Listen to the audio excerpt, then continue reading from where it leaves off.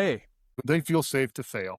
It was okay to be silly. It was okay to be silly. It was okay to be silly. It was okay to make a fool of yourself trying something and failing because you were failing in a successful environment. And the reason it was a successful environment to fail in is because you talked about it afterwards. You didn't just say, "Oh, I failed, and I'm just going to tuck that away. I'm going to shut it down." No, you don't be afraid of a pause. You don't have to fill silence.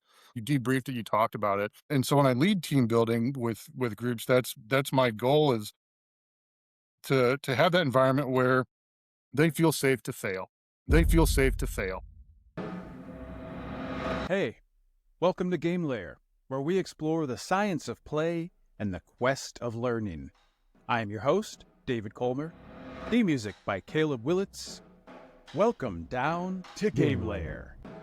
I play piano. I play chess. I play everything.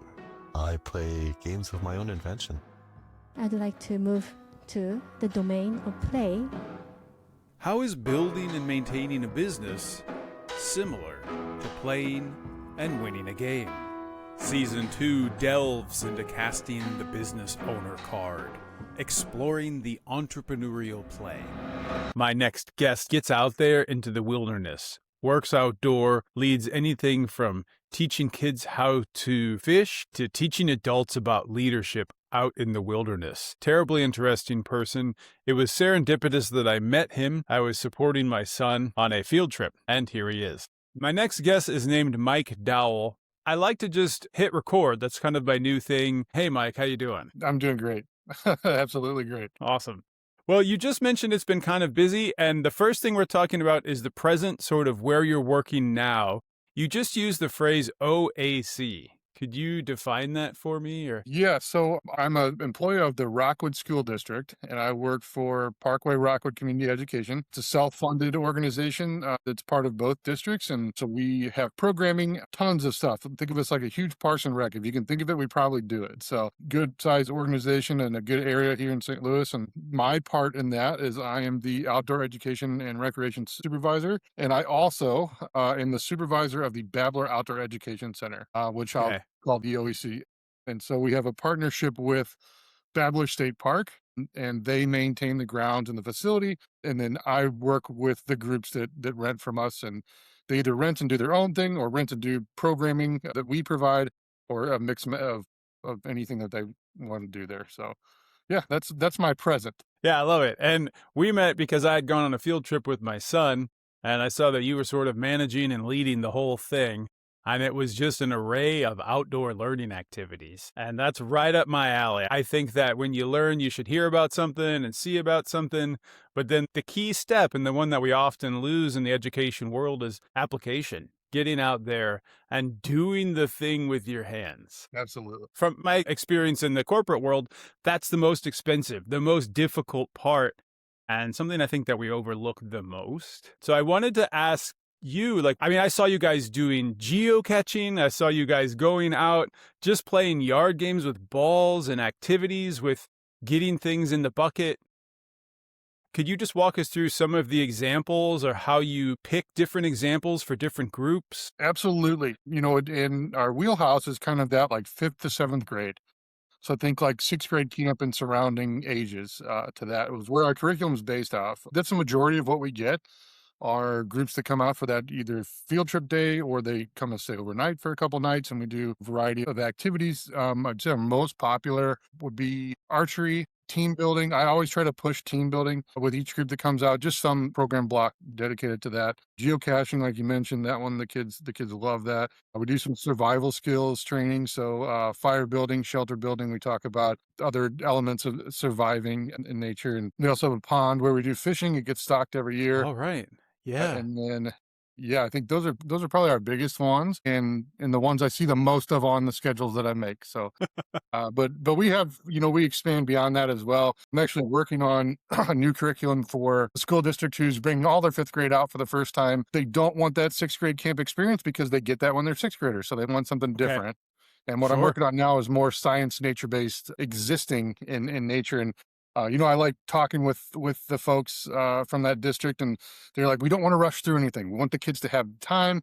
We want them to, be able to enjoy and actually realize they're not in the classroom. Because I get a lot of groups that come out and they're like, oh, we want to do 6 activities and we want to do it in 4 hours, and we've got 120 kids. It's like, well, that's kind of too tight to get anything done. Your quality is going to go down way far. Yeah. Yeah. There's a collapsing quality standard there, right? Absolutely it is. Yeah. Try to get, 20 fifth graders through archery in 40 minutes with a 15-minute instruction. That just sounds downright dangerous. It is. It is. So I try to, have the conversation with those groups of like, let's rethink that. That sounds great. I know you want to do everything. I know you're Sounds super good. excited. But On paper, that's awesome. yeah, but let's think through that a little bit more. So, and every group I have that comes out is different as far as their duration of their stay and what they'd like to see. Yeah, I know we're going to talk more about fishing when we get to your past, because I know that's kind of what got you into all this. But I want to touch back on you just like brushed over survival. And I was like, whoa. You teach survival skills to kids. What does that look like? Or what does that feel like? That's cool. There's a coolness to that, right? Yeah, absolutely. They love it. All of my instructors bring a different element to when they teach. We have a basic outline of here's what we need to do for this program. And then they all put their own little flair on the program. So I might have one instructor who's, more by the book, and then one that makes more of a game out of it. Like, okay, imagine this scenario. Here's your scenario. You're lost and trying to gather your supplies. And so here's what you have. Here's what you found so far.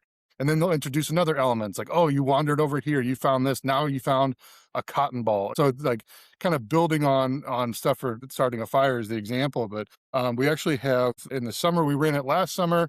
We did it over spring break, and we're doing it again this summer, is a 5-day, half-day, so 3-hour camp for nature survival. One day is kind of an in-class thing where they're going to learn knots. They're going to learn some basic first aid in the wilderness. And then they learn how to make like a litter to carry folks out of like a tarp and logs and do some navigation stuff. So they'll start with map and compass, and then they'll do GPS as well, shelter building, fire building, and then fishing and archery as well. And so it's a really fun camp. And one of my instructors is a retired military, and he's the one that runs that for us. And getting to, sit down and work with him is always a fun time. But to put that one together and then see the kids really enjoy that is something awesome. So we're going to keep running that one. We love it. I can only imagine you would keep that running. Yeah, there's just such a vibe to that. I know when I was younger, I read a lot of books on how to survive in the woods. That was just a phase I went through. Yeah. I don't know if everyone does that. Maybe that's not normal. But it's like, what if this entire population or this entire community or civilization falls away? How am I going to survive? That was a big concern for me when I was a kid. Probably not normal, but that and quicksand in the Bermuda Triangle and well, sure. Yeah. Got to worry about those things too, right? Anvils falling out of the sky. Yeah. I mean, Looney Tunes, right? Normal stuff. Exactly. Yeah. I think that for me was, reading Gary Paulson when I was in 3rd or 4th grade. And then, kind of the same, experiences. What you're talking about is, okay, this is really cool stuff. And, that was always in the back of my head, and then got into it, outdoor stuff later on in my life. Yeah. Well, we read the Boxcar Children when I was little. I just realized when you said you read some books, just like these little kids, young kids out in the woods trying to figure it out. Maybe that's where that all came from. Something we talked about earlier is just your method of instruction, right? I noticed that you always have very clear instructions. You have someone stand up and explain, like, for example, this is how the geocaching device works. And you walk them through, then it's all about the key takeaways. So can you talk about that? What you mentioned earlier, if I can quote you, is if you go through anything, the debrief is the most important part. Absolutely. Yeah, definitely. But it starts with the brief, right? Sure. So, like with that geocaching is I want these kids to be successful. I want them to have a good time outside in this program. Yeah. And the technology I'm teaching them to use is less than intuitive, especially because it's not a touch screen. And no matter how you touch it, it won't be a touch screen. And they've never used a joystick on anything before. And it's a lot different than their definition of GPS. It's not your car's GPS system or on a phone. There's a human element to this, and you have to learn these steps or you're going to get lost. And so it's kind of that like mentality of if the whole class fails at something, it's something to be said about the teacher. And, we want the kids to be successful out doing our programs. And archery, we have instruction for that. We have instruction for everything that we do, but those are the two big ones that, archery with the safety element. And Sure. then with the geocaching, it's by the third waypoint that they find, they've got it. But it's getting through those first few waypoints, and Yeah. you can be in the dining hall where we're doing the lesson, and I can see which group is going to struggle. So I know to put them after the practice one. I'm going to assign them to the one that's the closest, and I'm just going to follow them there. And then we're going to work through, a couple of subsequent ones after that. And you kind of, Yeah. if you do it long enough, you kind of feel like, okay, yeah, we've got to adjust for some groups, and then once they get it, they're like out running around having fun.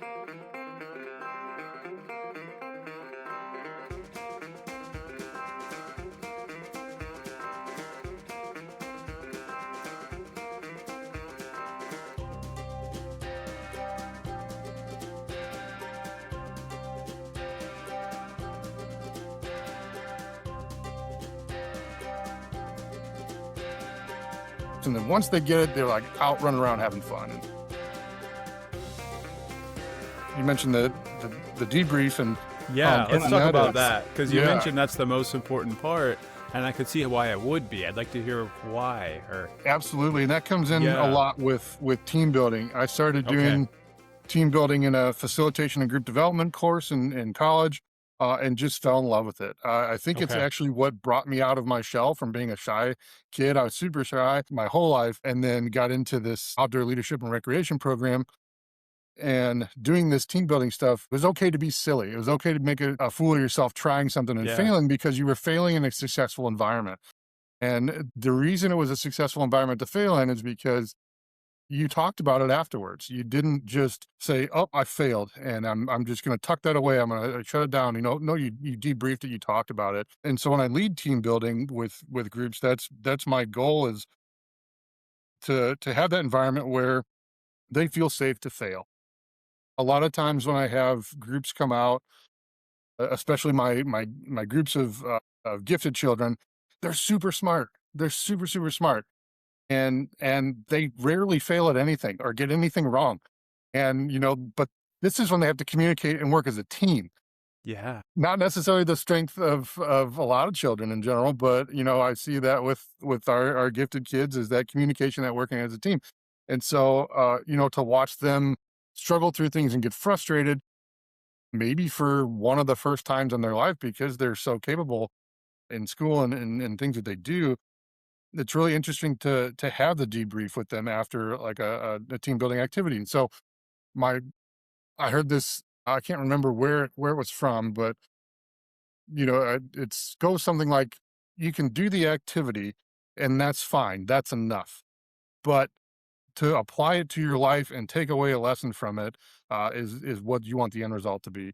It was said a lot more eloquently than I just did it, but that's I get it. that's the vibe. You can do the activity and they might gain something from it, but if you sit down and you talk about it afterwards, that's how you apply it to your life. And so the debrief is really important for me. I got some strategies to help it, be successful and work well. But the big thing is just asking a question. Don't be afraid of a pause. You don't have to fill a silence. Let the kids think, let them process, and then they'll come up with some answers. And yeah, it's a really cool thing to hear some unexpected stuff from some really young people. Some Yeah. higher level thinking, you know, with emotions and feelings and consideration and responsibility and all that stuff. I'm like, wow, I'm going to steal that. Thank you, fifth grader, for this profound thing that you've just came up with. So yeah, it's amazing what you'll get out of that. And it's, Yeah. I don't think we do enough of that just in life. You have a Right. event or something that you plan for. You don't sit down enough and say, well, how was that? What's working, what's not working, what could be better? And, have that debrief just in our daily lives. Yeah, and I had a leader who called that a post-mortem. At the end of every Yeah. training, like we had like a 4-week training, do a post-mortem and just record what went well and what didn't. Yeah, we like to skip over that. And I really love what you said around just having that environment where they feel safe to fail. And the last thing I'd like to point out and just connect it all together is that idea of the debrief. You made me think of when I took a sculpture class, especially with the gifted kids, right? I don't have a background in art, really, not formally. I don't know how to weld, but I learned how to weld, and I started welding in this art class, this sculpture class, and then we had to stand around and talk about our art. And that part really frustrated me. I got really mad because everyone else was so good at it. Their vocabulary was extensive, and they already had all these ideas of how this just arrived out of their subconscious. And I was like, this is bull. What? Like, I don't know how to, this is the least important part of art making. And as I've grown older and made more art, I realized, no, that's actually the most important part, is to understand how your art makes sense or how it fits into society. You know what I mean? Absolutely. Yeah, that's how it resonated with me. I'd like to go back to the group you're working on now, because it sounds like you're adding more of the science layer into it. How's that going? Or can we do a deep dive on that? Because I think you also said the leaders want them to just just exist in nature, just have an experience. How's that going? Is that what you've been working on the last couple of weeks, or? That's what I've been planning to work on. It's been a crazy June, and so I'm like, July's the time. July's the time. Nice. You get there. And so I'm just now the last few days kind of diving in on what I want that to look like. And Yeah. I'm trying to figure out the philosophy of it. Like what's the overall experience? What do we need it to be? So yes, I would love to have some elements of some science, some forest ecology, some pond ecology, but also some moments for thinking and reflection. They want to exist and be out. And so it's like, how does that all fit together? What pieces of the puzzle do I need to make it flow in a good sequence? And there's an organization that does that really well. They are the Great Smoky Mountain Institute at Tremont. And actually, we take Rockwood fifth graders there every spring as part of what I do. I get to lead some of the trips, and I'm behind the scenes on all the trips as well. And with my whole team, it's a group effort for sure. And it takes all of us to get it done. Just logistics alone are crazy. But we get down there with our kiddos, and staff are called teacher naturalists. So they do a really good job of blending that elements of fun, science and nature, and reflection. And I love their tagline. It's be where your feet are.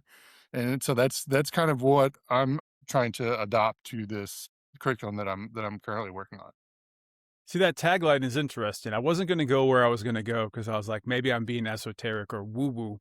But, it made me think of mindfulness exercises or ways to stay present here, because I think that's a problem we have, especially with the instant gratification culture. You've mentioned all the devices that especially kids probably shouldn't have access to. My kids have access. I'm not judging. Sure. But, I think there's a lot to that, right? Like just doing body scans or like focusing on your breath and just like staring at a lake. I don't know. That's where my mind went. So that's interesting that that's their tagline and you brought them up.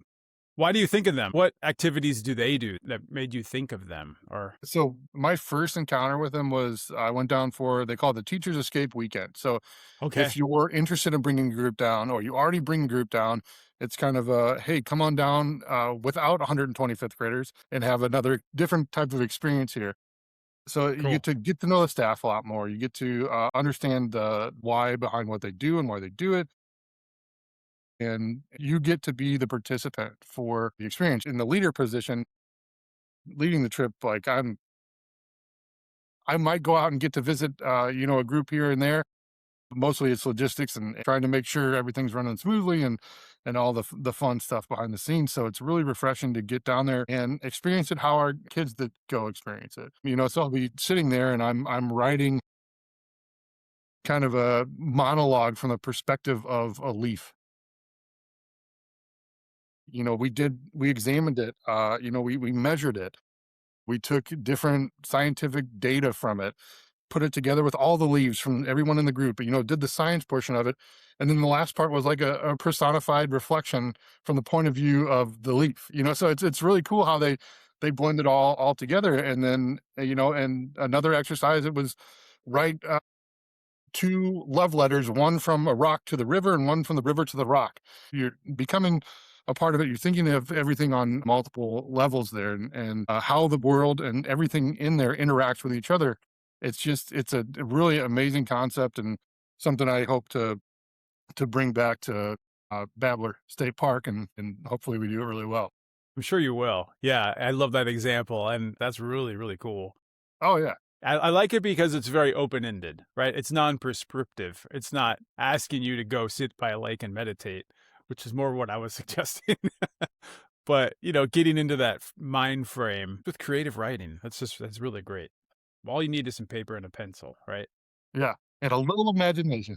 Quite a bit of imagination, maybe, I Yeah. think. I thought of Metamorphosis. Wasn't there the famous book where the author wrote as a cockroach? I think so. Yeah. Yeah, Metamorphosis. I'm trying to think of the author right now, and I'm putting myself on the spot. But yeah, the whole thing, he's having a dream where he's a cockroach, but he's not sure if he's a cockroach dreaming he's a human or a human having a dream that he's a cockroach. Something like that. Anyway, it's just changing gears. Initially, when we started talking, we talked about kind of where you are now, then your past, and then we got into your future. So let's shift gears into the past. You kind of alluded to this already, right? How you got interested in the outdoors. What was that first experience? I think we talked about fly fishing. Was there something before that? I'd camped a few times with family and always enjoyed it. And, just basic campsite camping on a weekend and that kind of stuff. But yeah, the fly fishing was really, really what got me into it. It now borders on a passion and a problem. It's somewhere on that line because I love it. Yeah. My favorite Yeah. thing in the world. And lucky that I'm getting to go out in a couple weekends and do something Yeah. here in Missouri, which is an underrated place for fly fishing for trout. Nice. So that being said, I was blessed to be 2.5 hours away from some really, really great fishing, especially for learning how to fly fish. It's something that you're going to suck at when you start. You're going to be terrible for a while unless you're a natural. And I've taught a few that were naturals. Funny enough, women seem to be more natural at it than men. The hardest person I ever taught was my mom. She just did not want to listen to anything I had to say, but she was already a natural, so she was pretty good on her own. That's what got me into it. And then, I went to Southeast Missouri State for outdoor recreation and outdoor leadership. That was my degree there, and Okay. got introduced to so many things through that. We did mountain biking, kayaking, canoeing, rock climbing, caving, and one of my classes was go to Colorado for a week, climb Yeah. 14,000-foot peaks, whitewater right. rafts, rock climb. Yeah, now you're for talking. college credit. It's Yeah. crazy. That's And- great. Yeah. right. And so that was, somewhere in between learning to love fly fishing and finding that educational path was what transformed my trajectory. I needed an internship for that degree program. I had a history teacher in high school that during the summers would work at this camp in Wyoming. And then he got hired on as a full-time director. And so he quit teaching and moved out there to do that. And that was always kind of in the back of my head of like, wow, he's out there doing some really cool stuff. So I needed an internship. I reached out to him, was like, hey, do you have a position for me? Applied for it. And I went out there to be a backpacking trip leader and head of the fly fishing program. Did that for 2 summers and then was lucky enough to get hired on full time there as the backcountry trips director. So I managed 3 national forest permits and 2 national park concessionaire contracts, trained all the backcountry staff, did all the logistics and scheduling and programming for the trips that would go out, pack trips, which are horseback trips, and backpacking trips, and then we'd have overnight trips and all kinds of stuff. But and then did that for a while. And where was that? I missed where that was. It's called Teton Valley Ranch Camp, and it was originally in Kelly, Wyoming, which is over by the Tetons, and it eventually moved to a little, just outside of a little town called DuBois, Wyoming. And if you call it Dubois, they'll kick you out. It's a really amazing place to work, and if anyone listens to this that's, that college age where they need something to do in the summer, there's no better job than going out to TVRC and working with some wonderful people, doing some awesome things in a really cool place. So That's cool. yeah, I was lucky to have that position and get to leave my mark on that organization and hopefully some of the people that I was a leader for. And then I moved back to Missouri at one point and I needed a quick job. So I was my best friend that I lived with was a private investigator, and he got me on with an agency that he'd worked with in the past. So I did that for a handful of years, right up till COVID. And then I would go back for 6 months of the year to do my same job in Wyoming, just seasonally, that trips director position. And then was kind of like, no, I think that's enough bouncing around. I did that in my 20s while I was paying my dues, making peaches in Denver and going to Wyoming in the in the summer to work and back and forth and back and forth. Awesome. And I said, Yeah. let's look for something here that's more permanent. And it's hard to find outdoor ed work that's not somewhere out in the mountains somewhere. So was lucky to find this job I have with Parkway Rockwood Community Ed. And it sounds like you kind of had to work your way into it. That was one of my questions. Is this just something I can uproot from my corporate job and just start doing tomorrow?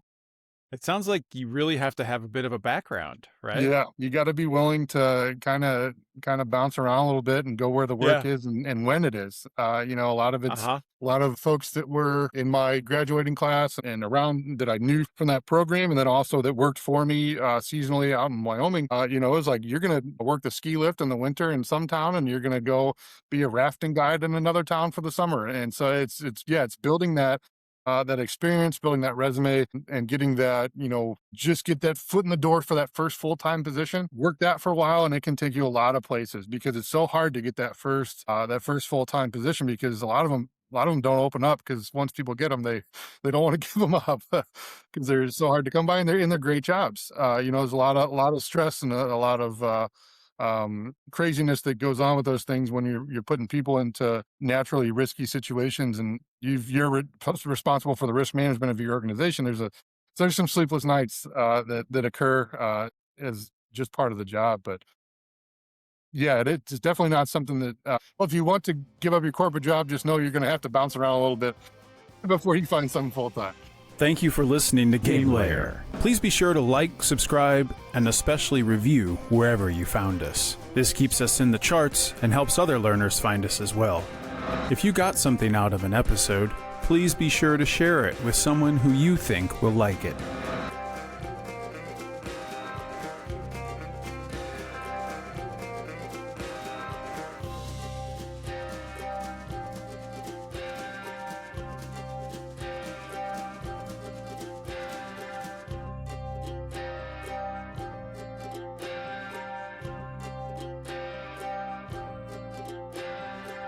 Well, if you want to give up your corporate job, just know you're going to have to bounce around a little bit before you find something full-time. No, it's funny. I just mentioned it because I think it might be on a couple people's minds. I have a bachelor's degree in theater, and that was the path that I saw moving forward with that. I got a seasonal job working as a stuntman out in Colorado and Canyon City. And it's like, okay, my next job was going to be random somewhere else in the world, right? So I didn't really want that life. And I think that's why education did become more and more appealing. The more I landed education jobs, like you said, something a little bit more full-time, a little bit more grounded. Yeah. It is kind of a weird transition though, to like, I own stuff now, and more stuff that can fit my Tell me car. about it. It's wild. Yeah, What after happened to you? Colorado, I took one suitcase and moved to Thailand for 7 years. So yeah, it is really weird to own stuff. I can relate to that. Yeah. Out of nowhere. It just happens. Okay, so maybe just taking one step back again, I really want to dig into, like, how has the path to living an outdoors-based life added value to your life? Or how has that outdoor nature been a good thing for you think?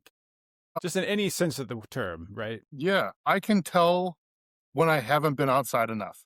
Okay. I can tell when I've been, strapped to my desk and doing, email and phone calls and schedules and, all this stuff. And then the moment that I jump in and run a program, I get to do, because I have a team of instructors that work for me. They all have different lives, so it's hard to always get somebody to work. So I get to jump in a lot. And in those moments when I'm the one instructing the fire building and I'm seeing a kid, flint and steel to work for the first time and then light a fire, and inevitably it goes out because they're too excited and they can't keep it going, but to be there and be the one experiencing that, or, I get to lead team building with a group.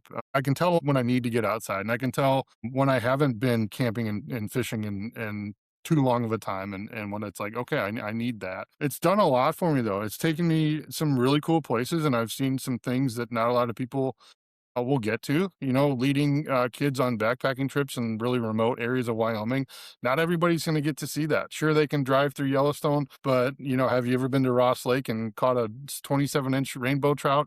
I have. Like and so those are the the memories that I get to have. And, it's people always ask, like, you've lived some really cool places. You live some beautiful places. I've lived in, Washington, Montana, Colorado, and in Wyoming, and been to so many places. And it's like, don't you get bored in Missouri? It's like, no, you can find something beautiful everywhere you go if you get out far enough, or just have Yeah. the right mindset. And Yeah. everywhere you look is a miracle. Just the fact that it exists. And some of my favorite places are in Missouri, like the Current River where you were just at. What a beautiful, beautiful waterway, Oh, yeah. and just amazing views, and yeah, just a nice serene place. And All the springs, right? I mean, it was yeah, 95 degrees and the water was 65. So but as yeah, soon as I got hot, I just fell right out of the boat. You jump on can't in beat and that. I know. Yeah. Yeah. It's like Yeah, my we actually favorite. saw 4 springs too. So I'm Did making you? a point to try and see all the springs. Speaking of springs, there was another question I had. It's related to trout and springs. Sure. For Father's Day, this is in the interim of us meeting each other. I went to Merrimack Spring Park. Yeah, There's Merrimack and there's Merrimack, I there are. think. Yeah. Yeah, it's weird. Yes. But that is near St. James and is part of the James Foundation. Have you been there, or am I Many, putting you many, on the spot? many, many times. Yeah. Is that a good place for trout fishing, or is not so much? It's a Like, good place to learn. yes, Like okay, I okay. learned there, and Bennett Springs, and Montauk, and inside those parks is where I got better, and then got worse, and then got better again. It's kind of that, you gotta like unlearn and relearn kind of thing. You get that Do kind you of think you beginner's luck, learned some wrong patterns? Oh, beginner's luck. Okay, beginner's yeah. luck, Walk us which through is that. Yeah. great, because that's what keeps you coming back. When they call it the tight line buzz, is what a lot of folks call it. And the tug is my drug, and it's that feeling when you hook into a fish, and you've got him, you've set the hook well, and he's coming in, and you're going to get to catch that fish. And so, Montauk and Merrimack Springs and Bennett and Roaring River, they stock tons of trout, so they get people, pun intended, hooked on fishing, because they make it not too challenging, not too complicated. And then you start to venture outside the parks where the fish have survived. So they may be a little bit smarter. They may be a little bit more fickle. And you've got to learn some new tactics, and you've got to learn how to fish differently and more effectively. And that's the fun in it for me. Is I'm never going to be perfect at fly fishing, but I'm always going to try to be as perfect as I can be. And you sit out and you watch like an old man standing in the river in his cast, and it's just something just magical. It's like art. And it's, but that's the years and years and years of effort that he's put into it to make it that beautiful and be able to present the fly so effectively and perfectly. It's like, that's something that I strive for, is to be an old man standing in the river with a beautiful cast someday. Then I would be successful in life if I get there. Yeah. I love how you talk about it like an art, because for me, I think I'm still in the practical stage where, I mean, I married a woman from Thailand and they eat fish a lot. They love fishing, but they love fishing because they get to eat it. I think maybe not. Maybe I'm jumping the gun here, but do you ever catch and then fillet and eat the fish, or? I have before, a lot more when I was younger.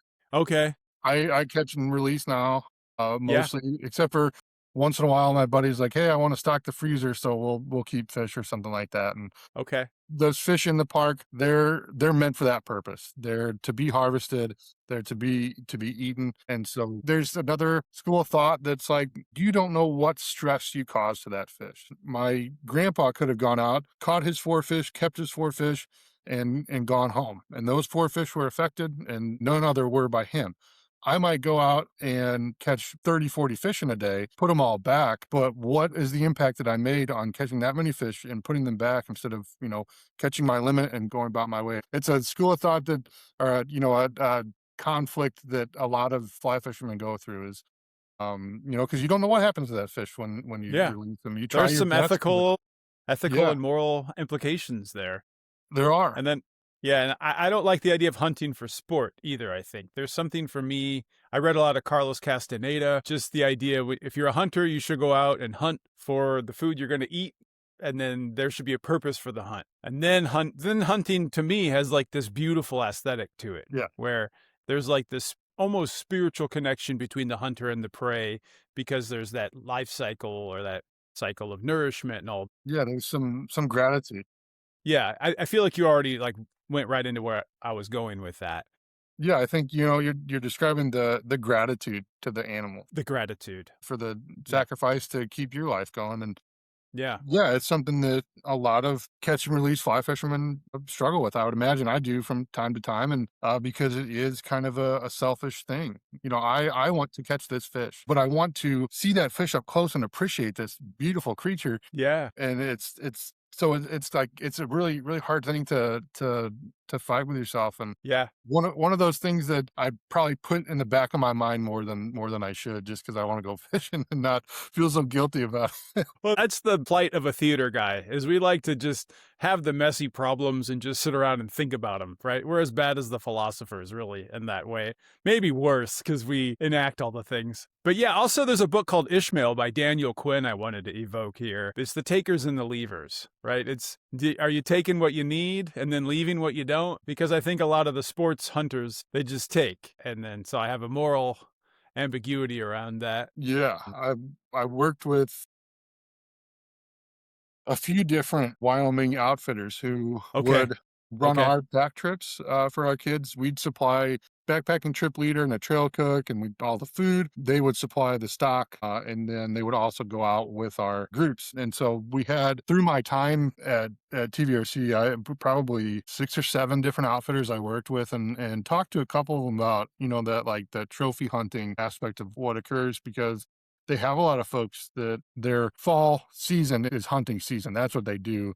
They worked with us in the summer, and then they moved right into hunting camps for the fall. Most of them were primarily for elk, but you have some, and they would harvest the animal, take all the meat, everything. But there are some that run trips for, like bighorn sheep. And not a lot of people like mutton, and so they want that trophy on their wall. But in a lot of those scenarios, the meat is donated to like anyone in need for it. So I hope that's the case everywhere. And I was going to say, my daughter has a good friend from India, and she loves mutton. That's all she eats. She says it, mutton. And I had to look it up. I was like, what the heck is mutton? It's like, oh, I just learned what that was. Yeah. So shout out to Aditi out there. Yes. Yeah. I don't want to cast any shade on anyone, because I know a lot of times you're hunting for prize, and also you're kind of thinning out populations. And I'm sure that everyone is thinking about the logistics of everything, and you don't want to overhunt so there's no more animals and then your business dries up. So I'm sure it's all connected. Yeah. I just wanted to get idealistic there for a minute and point out that I think ideally we're going to want to be eating this animal that we're killing, right? Ideally, yes. Yeah. Right. Cool. So going back to the organization in Wyoming, you had this mantra that you said, and I don't know if you recall this, I'm sure you will. It's your mantra. You said, why are we doing what we are doing? What does that register back to you now? Or where does that lead you? Yeah. So that program was incredible. It was, or it still is incredible. It's a compounding experience for the campers. So they had adventure groups, are what they were called. Their youngest, that are around 11 years old, were yearlings. After that, they would be rough riders, then top hands, then wranglers, and then trailblazers. And so throughout that experience, they compound on their previous year. So what I loved about that program was it met them where they were at, and it was designed with intention. So it wasn't just, oh, we're going to do archery today, we're going to do craft shop. It was like, no, they had to complete things in order to finish their sheet that they got at the beginning of the year, so that they could be allowed to complete their ceremony. there was obviously a lot of gimmies there for signatures when kids didn't get them completed because everybody was going to get to their ceremony and do it. And so big culmination at the end, huge celebrations for all the camp when one adventure group would complete their ceremony. Lots of talk about why this particular ceremony is important. And, it was just so intentional, such a beautiful thing. And I think the result of that was the kids they spend a month there. We had a month of boy campers, 136-ish for a month. And then right after that, 136-ish girls for a month. And, the relationships that they got to make with each other were incredible because really yeah, you've been going to that camp for 5 years, but you've really only spent 5 months together. But you spend every minute of every day. You're going through everything together. You're going, you're on that backpacking trip together. You're supporting your friend who sprained their ankle. So you're taking weight in your pack. And, you've got a friend who's homesick. So you're talking with your buddy and trying to help out. And so they go through so much together. And that's just the inevitable stuff with any camp experience is going through things together. But adding that intentional part on there and understanding and communicating to the staff why it's so important to do the things we haven't had in place because of the benefit that the kids are going to get from it. So just having that intention, but understanding why we're doing what we're doing, because you can tell a counselor, hey, I need you to do this. And, young adult counselor, well, why? I don't want to do that. It's like, no, here's why I need you to do this. Always goes over a little better. And then they're like, oh, okay, yeah, that actually makes a lot of sense. So yeah, just always having some intention with what you do, because I think a lot of the team building I do now, I'll talk with the leaders of the group that are coming out, especially some of my older students that come out, high school age folks, that their whole experience there is just leadership and team building. And I've got tons of exercises for all that stuff. But I'd ask, what do you want them to take away? What are they struggling with? And what do you want to address? And what do you want them to take away? And then I can sequence a day of activities to hit home on those points. So if it's communication, I can pick activities that I take away easy communication. They've got to struggle through it. They've got to figure out how to do it. Then we can relate it back to life and they can realize communication's not that hard and then they come up with the stuff for it. So yeah, just having some intention, I think, is what I was going for with that. Yeah, and that leads me into another topic that we had come across, I think, in our earlier discussion around the idea of I was maybe sharing advice around podcasting, where instead of using natural ticks or ums or ahs, it's better to just have a pause, or it's better to say nothing and then figure out what you're going to say and then say it. And then that registered for you a phrase, don't fear the pause. Right. And I feel like that's maybe a communication outcome. Do you want to speak on that a little bit? Or what do you mean when you say don't fear the pause? Yeah, actually the first time I heard that, speaking to your theater background, in Wyoming, we would make up any excuse to do an elaborate skit in front of the whole camp for any reason. And that was one of the things is what I noticed most doing it. People talk over each other. They want to, no, just wait for them to finish. And then also, you don't have to fill every second. You can don't fear the pause is what, somebody told me in that. And then I started thinking of that's a really good thing in all of life. I read somewhere that it takes around 10 or 11 seconds to form a complete thought. So when you're asked the question, don't be afraid to take some time. Now I'm being mindful of, am I pausing or am I saying, and so now it's in my head. And there I go. Right. And I do it again. And then where it applies now for me is that debrief of that team building. To bring it back to that is sit there in the silence, let them think, ask the question, don't say anything, just wait. Somebody will say something. They may just need time. Yeah.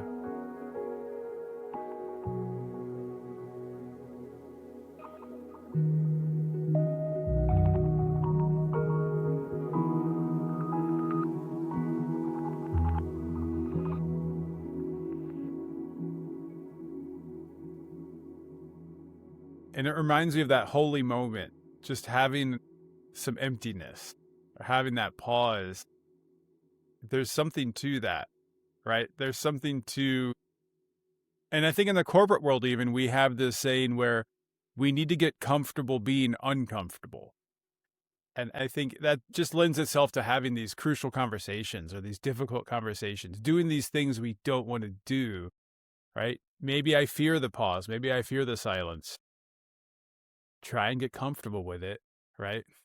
Yeah. Absolutely. And Yeah. no, my MO is to not really talk in meetings if I don't have something that's important to say. And so a lot of times hear, well, you don't speak up enough. You don't use your voice enough, which sure, that's a valid point. But I also listen, I also observe, I also analyze and process, and it may be at a different rate than other people, and that's okay. And Yeah. there's people That that are is okay. always have something to say and are always ready to speak up, and you drown out the people that don't get that chance. And so that's another team building element that I talk to with kids is this is a Wyoming phrase.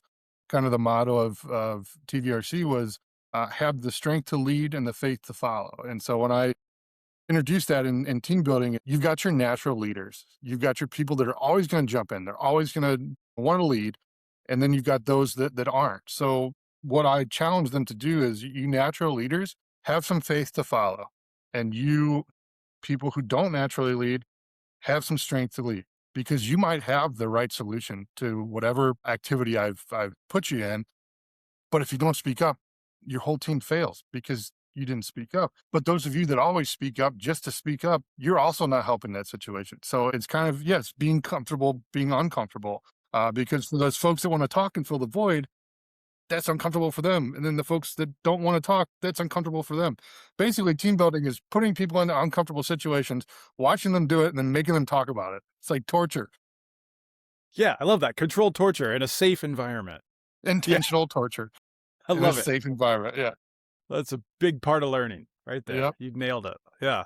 Yeah. And it was making me think of how we always talk about leaning into something, right? It's like, well, I'm not naturally this kind of person at work or at school, but I'm going to lean into that.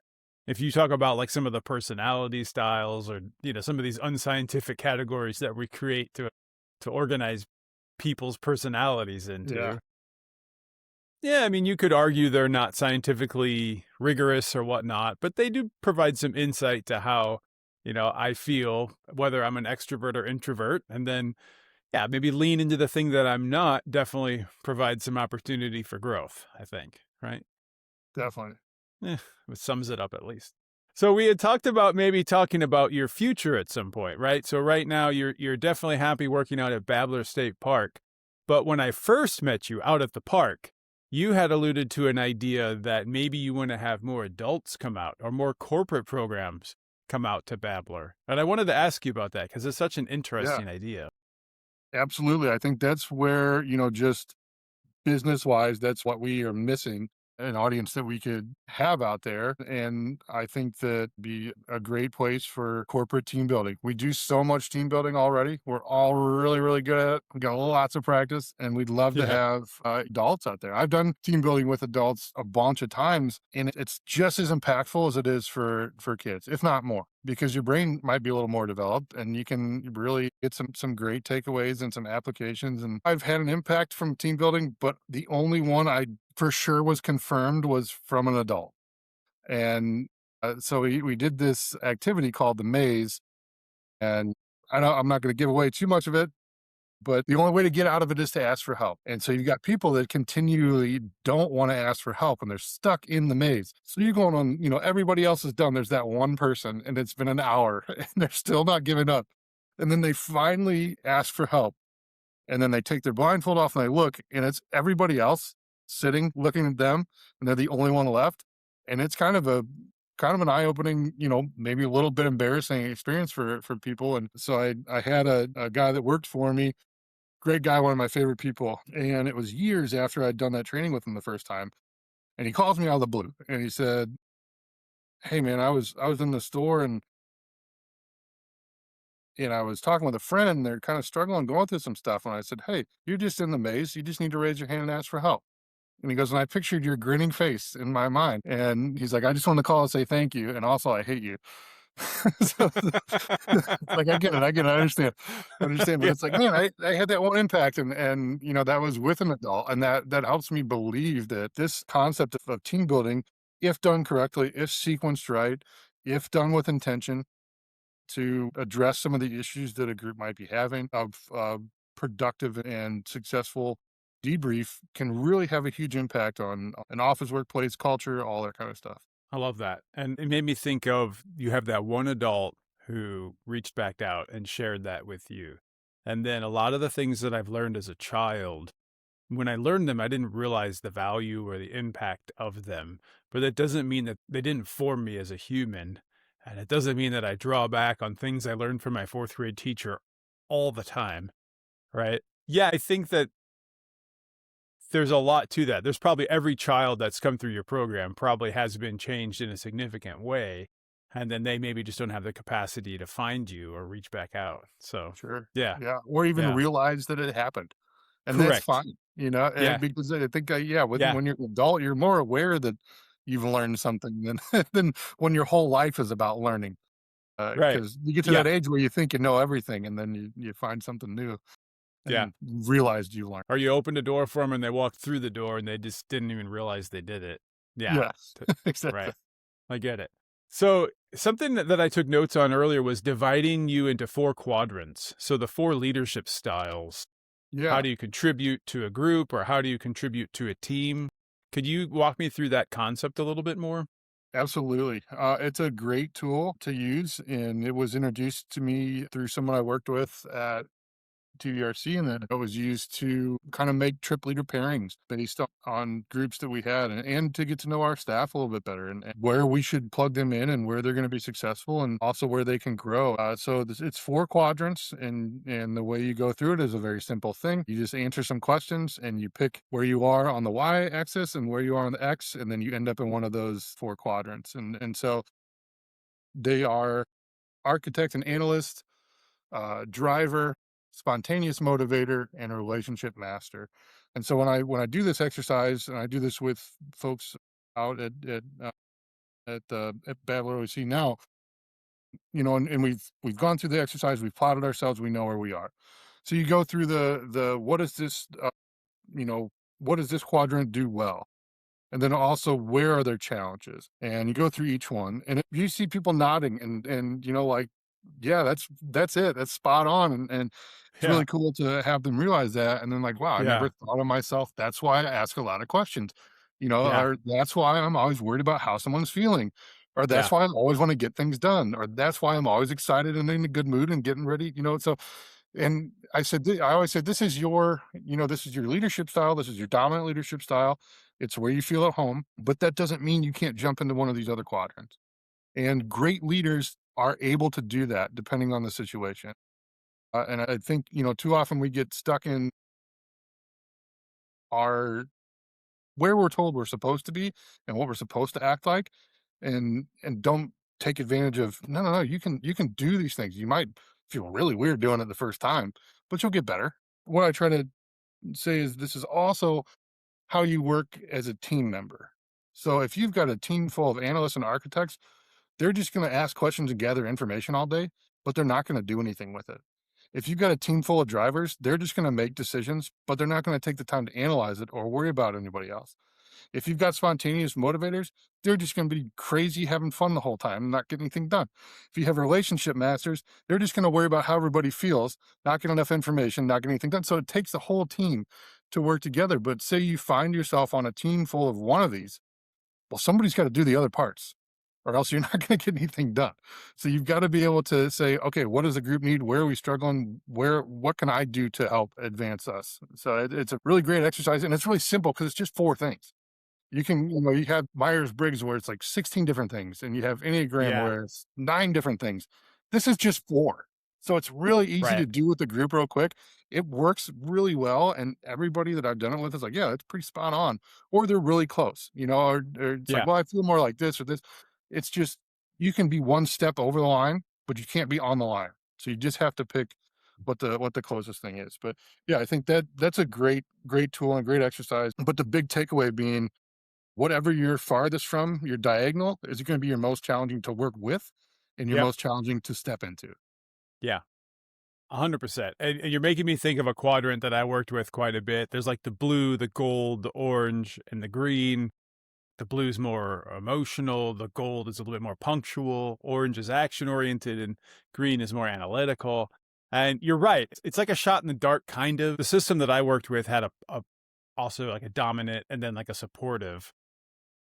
And so again, your opposite is the one that's going to be most difficult to work with, and probably the one you want to learn how to lean into. So Yes. yeah. Yeah. I've had people on the show, and I sort of agree with this, that it's not like scientific, repeatable process, right? Yeah. It's more like really soft skills work. And I don't think that takes away from it either. Because like you said, it works, it gets a conversation going, Yeah. and maybe provides some insight into how you operate in the world pretty quickly. So Exactly. Yeah. Yeah. And I land in that relationship master quadrant. That's where I feel the Okay. most at home. And so Interesting. that driver was the hardest one for me to get to. But situations were thrown at me where I had to learn how to do it. Sure. And had to do it. And so I would have my staff, my backcountry staff in Wyoming, we would go through it. I would say, hey, can I talk with all the relationship masters for a second? And we would just meet and we just talk and be like, I know what you guys struggle with because I also do and have and still do with a lot of this stuff. So if you ever need support with like, hey, I've got to have a tough conversation, I've got some tactics that I know make it more comfortable for me. So let me help. So it's like you have that person who's known that for a while about themselves with some growth in it that can kind of like help other folks that are just realizing this kind of stuff for the first time about themselves.